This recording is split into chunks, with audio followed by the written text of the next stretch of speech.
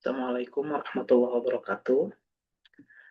Perkenalkan, nama saya Wandi Ramdhani, dan pada kesempatan kali ini saya akan memaparkan hasil dari kajian dan juga rancangan yang saya susun terkait kit diagnostik dengan topik platform diagnostik molekuler HIV-1 dengan kombinasi RT-RPA dan CRISPR-Cas12. Pada kajian ini berfokus pada pengembangan sistem diagnostik yang cepat, sensitif, dan juga terjangkau serta dapat digunakan pada fasilitas yang memiliki sumber daya terbatas atau bisa disebut dengan point of care testing.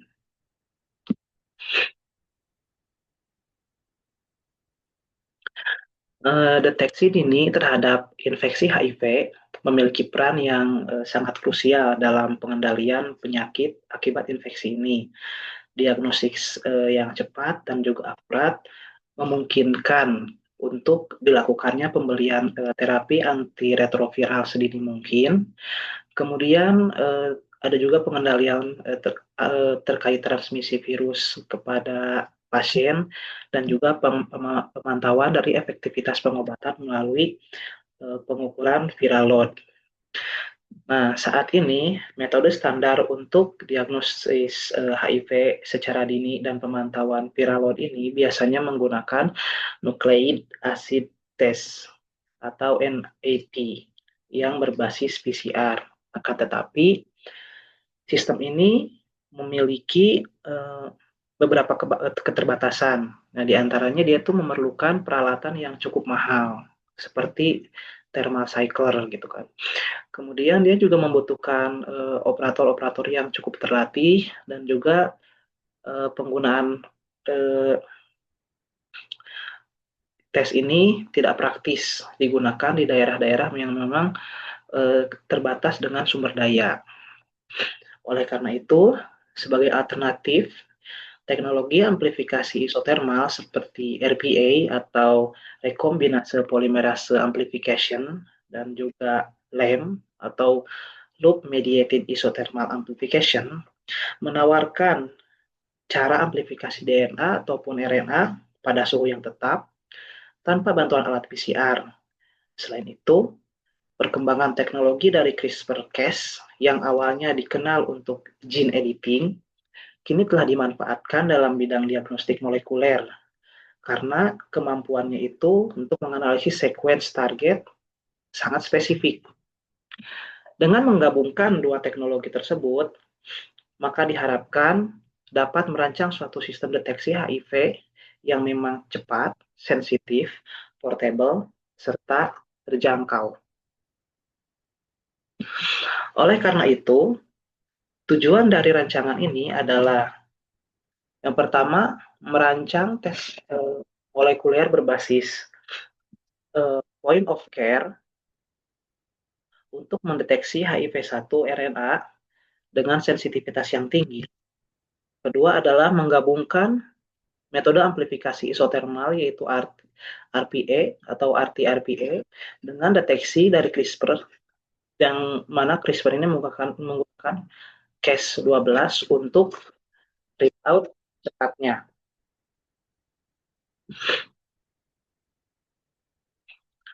Secara garis besar, sistem diagnostik yang dirancang terdiri atas dua tahap utama. Yaitu yang pertama adalah tahap dari amplifikasi RNA HIV menggunakan metode RT-RPA, yakni adalah metode reverse transcription rekombinase polimerase amplification. Metode ini akan mengubah si RNA menjadi DNA dan memperbanyaknya pada suhu sekitar 37 derajat Celcius, di mana proses ini jauh lebih sederhana dibandingkan dengan PCR, karena tidak membutuhkan perubahan suhu yang terus berulang.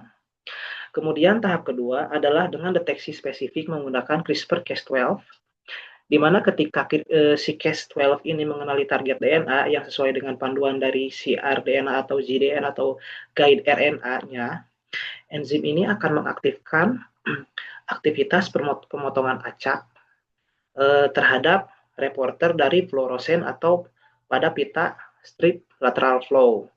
Sehingga aktivitas ini kemudian akan menghasilkan sinyal yang dapat dilihat secara visual maupun dibaca secara optik.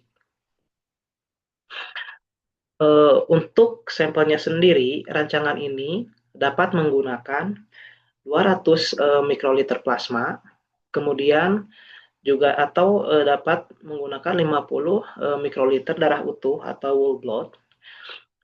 Adapun opsi lain adalah menggunakan bahkan bisa digunakan dried blood spot atau DBS yang sangat berguna untuk daerah-daerah yang mana di sana itu untuk penyimpanan darahnya sendiri itu penyimpanan darah cairnya itu sangat sulit untuk dilakukan.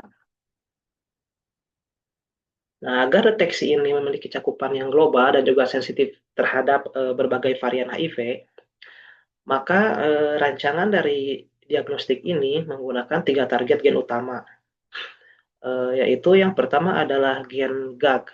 Jadi gen GAG ini adalah P24, di mana gen ini berada pada posisi 1300 sampai 2300 nukleotide, dan gen ini sangat konservatif serta dia terekspresi tinggi sehingga cocok untuk deteksi awal.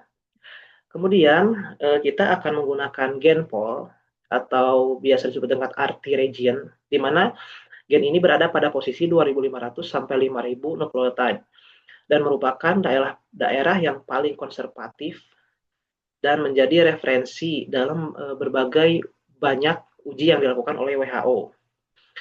Selain itu, kita juga ada gen LTR atau long terminal repeat, di mana gen ini berada di ujung genom HIV-nya sendiri, yaitu di antara 1 sampai 400 nukleotide dan juga 9600 sampai 9700 nukleotide.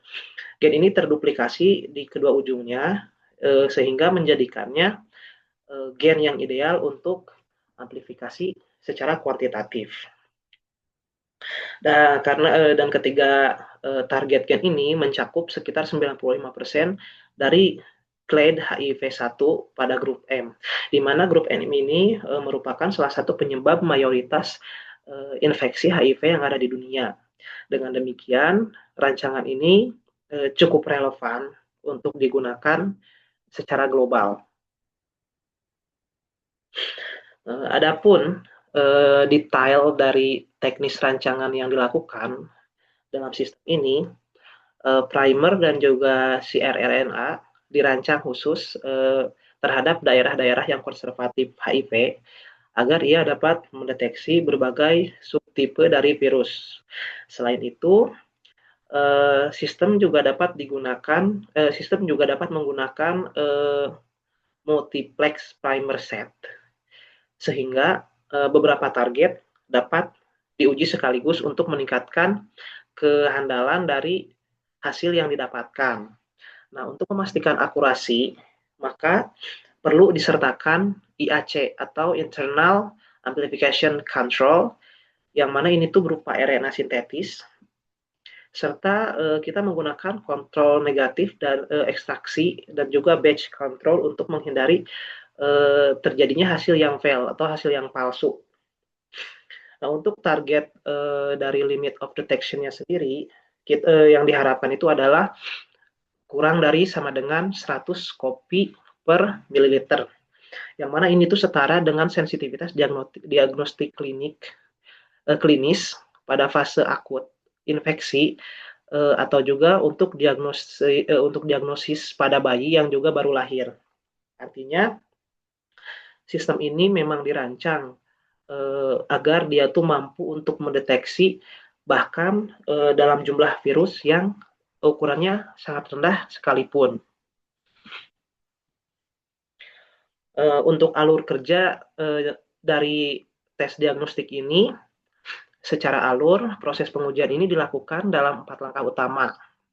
Yaitu langkah pertama ini adalah pengambilan sampel dan juga lisis cepat pada sel yang diambil atau pada sampel yang diambil. Misalnya sampel plasma, darah ataupun DBS yang diolah melalui proses heat lysis atau biasanya menggunakan magnetic beads gitu. Tujuannya adalah untuk melepaskan RNA tanpa perlu melakukan ekstraksi yang cukup rumit. Kemudian langkah kedua adalah dengan dilakukannya RT-RPA selama 30 menit, di mana RNA HIV ini akan dikonversi menjadi DNA dan kemudian diperbanyak secara isotermal. Tahapan ini berlangsung cepat dan juga stabil pada suhu sekitar 39 derajat Celcius. Kemudian langkah ketiga adalah dilakukannya deteksi CRISPR-Cas12, yaitu pada rentang waktu sekitar 10-20 menit, di mana Cas12 dengan cRNA spesifik ini akan mengenali DNA target. Lalu kemudian dia akan memotong bagian reporter. Nah, pemotongan ini menghasilkan suatu sinyal fluoresen ataupun menghasilkan suatu garis positif pada lateral flow strip. Kemudian langkah keempat itu adalah dilakukan pembacaan hasil, di mana hasil ini dapat dilihat secara langsung, baik melalui visual menggunakan strip ataupun dibaca dengan menggunakan perangkat fluoresen sederhana. Pada kontrol internal, ini akan memastikan hasil positif atau negatif yang didapatkan itu benar-benar valid. Nah, untuk alur kerja ini, total waktu keseluruhan yang diperlukan untuk melakukan uji ini adalah sekitar 45-60 menit. Waktu ini jauh lebih cepat dibandingkan dengan menggunakan metode PCR konvensional yang cukup bisa memakan waktu sekitar 3-4 jam ketika melakukan deteksi tes diagnostik. Keunggulan dan relevansi dari rancangan ini memiliki beberapa hal yang utama, yaitu cepat, karena seluruh proses ini dapat selesai dalam waktu kurang dari 1 jam. Kemudian dia itu juga sederhana dan juga portable, yang artinya dia itu tidak memerlukan alat PCR ataupun laboratorium yang canggih. Selanjutnya, kelebihan dari rangkaian ini adalah dia itu sensitif dan juga spesifik. Karena CRISPR-Cas12 ini mampu mengenali target hingga satu persatu dari basa nukleotidanya. Kemudian dia itu ekonomis dengan bahan-bahan yang digunakannya itu relatif murah serta dapat diproduksi secara massal. Dan dia juga sebenarnya fleksibel karena dapat digunakan untuk sampel darah, plasma maupun DBS dengan ukuran yang memang sangat kecil. Dengan keunggulan-keunggulan ini, maka sistem RT-RPA ditambah dengan CRISPR-Cas12 ini berpotensi besar untuk menggantikan metode deteksi yang cukup mahal dan kompleks, khususnya di negara-negara berkembang. Selain untuk HIV, sebenarnya pendekatan serupa ini dapat ditetapkan pada penyakit-penyakit lain yang memang bersifat infeksius. Pada rancangan ini didukung oleh berbagai literatur penelitian internasional. Literatur-literatur tersebut menjadi referensi, di mana referensi ini menunjukkan bahwa kombinasi dari RT-RPA dan juga CRISPR bukan hanya sekedar konsep teoritis, tetapi dia itu telah terbukti efektif dan saat ini sedang dalam proses perkembangan yang pesat di dunia riset diagnostik modern. Sebagai penutup, dapat disimpulkan bahwa kombinasi antara RT-RPA dan juga CRISPR-Cas12 ini mampu menjadi salah satu platform yang menjanjikan untuk diagnosis pada penyakit HIV secara cepat, sensitif, dan juga portable. Nah, sistem ini sebenarnya mampu mendeteksi RNA HIV dengan jumlah yang sangat kecil tanpa memerlukan peralatan yang mahal dan dapat diterapkan di berbagai lingkungan, termasuk di lingkungan yang memiliki fasilitas terbatas. Dengan pengembangan yang lebih lanjut, teknologi ini juga dapat menjadi salah satu alternatif diagnostik secara global yang efektif untuk pengendalian HIV maupun pada penyakit infeksi-infeksi lainnya. Demikian eh, pemaparan dari rancangan yang eh, saya susun. Terima kasih atas perhatiannya. Mohon maaf ada bila kesalahan dalam kata-kata. Eh, saya tutup. Wassalamualaikum warahmatullahi wabarakatuh.